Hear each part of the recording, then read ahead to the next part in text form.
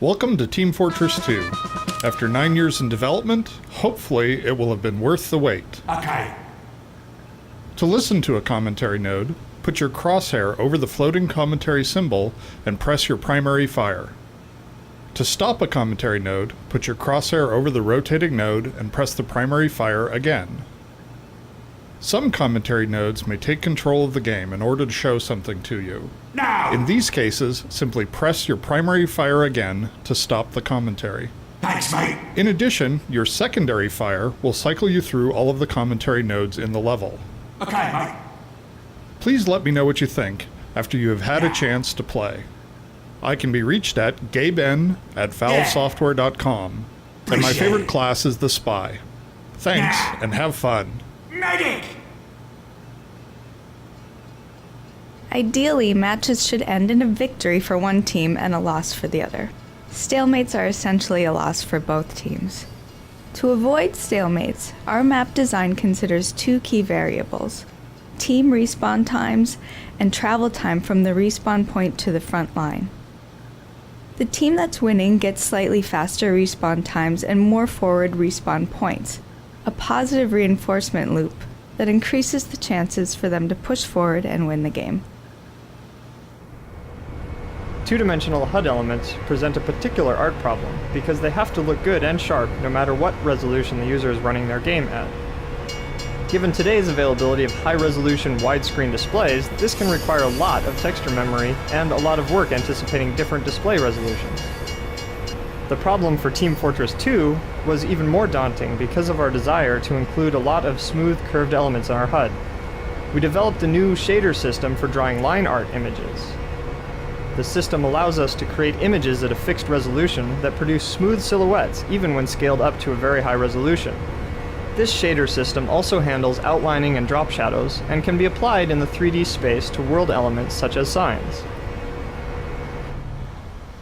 Each of the Team Fortress classes was designed to make a unique contribution to attack and defense, and control points are, fundamentally, methods of focusing players' attention on these core offensive and defensive activities. Appreciate They it. are also useful for drawing players to different points of the map. Nah! Stalemates generally occur around doors, where teams have a strong defensive presence on either side of the opening. To help counter this, we provide alternate routes with high travel costs that become more attractive only when the enemy has strong defenses behind the main route. The number of enemy entry points to an area is crucial to its design, since it's extremely hard to hold an area when enemies approach from multiple fronts. This makes one-way exits a useful design tool, since they let us uncouple the number of entry points from the number of friendly offensive routes. To accommodate snipers, maps need wide open spaces, long sight lines, and protective cover. Targets of the sniper require alternate routes that bypass the sniper's sight lines, though these usually have an additional cost, such as increased travel time. This leaves players with a choice. Do they take the more direct but hazardous route, or the safer yet slower route? Sniper positions generally also have a corresponding enemy sniper deck positioned on the other side of the arena, which allows one sniper to counter another, offering cover for teammates in exposed areas. We build our 3D skyboxes at 1/16 scale to reduce the memory used by the large spaces in them. This means that we have to get a little tricky when dealing with trains moving between the skybox and the player space. There are actually two versions of each moving train, a player-scaled one for the actual gameplay space and a tiny one out in the skybox. The small repair sheds on either side of the middle building disguise the point at which we swap between the two trains. For gameplay purposes, we sometimes need to neutralize the speeds of the classes. For instance, these central door timers were created to ensure that all classes could make it to the middle part of the map by the time the action actually starts. Playtesting showed that it was more fun to have the teams waiting as a group as soon as the doors open. The anticipation of battle combined with the hazardous moving trains creates a great opening clash for the middle control point. In our original design, once attackers were cleared off a point, they lost any progress they'd made towards capturing the point. Playtests revealed that lone players near an enemy control point had no incentive to try to capture it if any enemies were in the area. Furthermore, once a team was reduced to defending a single control point, The stronger, attacking team was often unable to successfully assault the final point for the full capture period, which caused too many games to end in a stalemate. We changed the capture mechanic so that the capture progress persists for a while even after the attackers are cleared off the point. Thanks, and this mate. improvement fixed both of the problems with the original design. To give players interesting navigation decisions, routes through a map should vary in effectiveness based on the player's current class and the state of the map.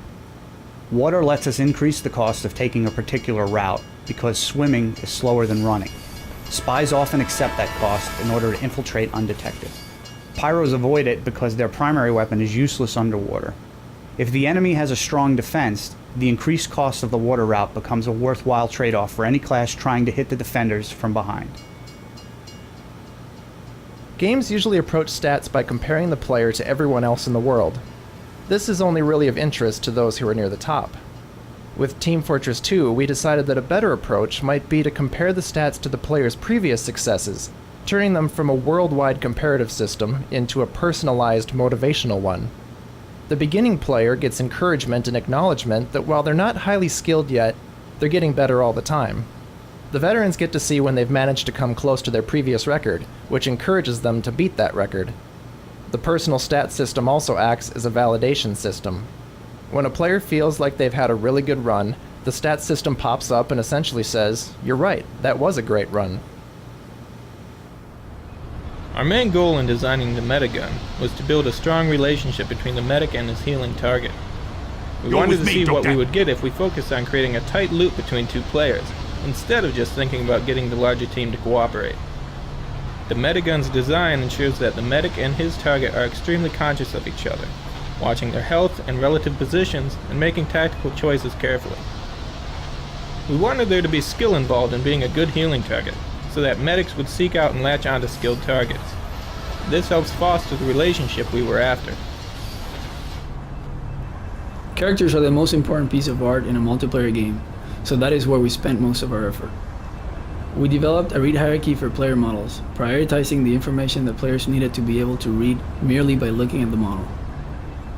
Our hierarchy was this: first, what team they're on, second, what class they're playing, and third, what weapon they're wielding. Team readability was addressed by adopting an overall color palette for each team, picking warm colors for red and cool colors for blue. Class readability was addressed through the character's silhouette. Unique silhouette and animation shapes are more identifiable at far distances, and across a broader range of light levels than any amount of other visual detail on the model. Finally, the weapon was highlighted through the textures. The areas of highest contrast, which attract players' eyes, are all focused around the chest area of our character models, right where they hold the weapon. In addition, the subtle gradient from darkness around the character's feet to the bright areas around the chest also helps draw the player's eyes to the weapons. Once we had a handle on the art direction for our world and characters, we turned our attention to the weapons and gadgets. While these objects have some grounding in reality, they usually diverge in significant ways. For instance, the soldier's rocket launcher fits the general mold of a shoulder-mounted rocket launcher, but somehow manages to hold 4 rockets in a clip. To justify this and play up our stylized spy-tech fiction, we designed the weapons to look like customized pieces of hardware, personalized and modified by each character to suit his own ends. In keeping with the industrial theme of the game, we looked to 60s-era product design principles for our primary weapons, then focused on musical instruments for secondary and melee weapons, thinking these would reinforce the connection between the secondary items and each character's personality. Player classes form the backbone of Team Fortress 2's gameplay. There are a bunch of reasons why they're a useful design tool. A class is a bottled-up experience designed to be unique relative to the other classes in the game. A player who's getting tired of one class can switch to another class and get a fresh experience. They allow us to cater to players with a variety of different skills and desires. Beginning and advanced players can have fun together. Cautious, cerebral thinkers, strategic defenders, and twitch-firing adrenaline junkies can all find their niche. Team Fortress 2's class design decisions enable us to have a larger number of player abilities in-game while still keeping a single player's decisions down to a manageable level. So late in the project, while other parts of the game were being finished up, we found ourselves with some time left over for extra animation. There were several ideas on the table, including weapon-specific taunt animations. When evaluating a feature, We look at how many other features it connects to, and Taunts were the clear winner. They play well with Killer Freeze Cam, adding to the relationship between the nemesis and his victim. Thanks for standing still. They give us a highly visible place to show off our new facial animation technology, allowing the player to examine it from all angles. Finally, TF2's characters have a lot of personality, and Taunts were the perfect way to show that personality through the animation and voice acting. To achieve a style of character shading which is consistent with the early 20th century commercial illustrations that influenced our art direction, we alter the diffuse lighting on characters. Here we can see the heavy weapons guy as he appears in Team Fortress 2, using this type of shading style. Note the tight transition between the light and dark sides of the skin on his upper arm. Using a traditional shading model as seen here, the character lighting appears too soft and lacks the distinctive look seen in hand-painted illustrations. Our shading model, however, captures the dramatic transition between light and dark and helps to define the unmistakable look of Team Fortress 2. Another facet of illustrative shading is the use of rim highlights to accentuate the silhouettes of characters. Without the rim lighting, the characters tend to blend into the scenery. With the rim lighting, which you can see specifically on the heavy's shoulders, neck, and head in this example, our characters are visible against the rest of the scene and better fit the art style of Team Fortress 2.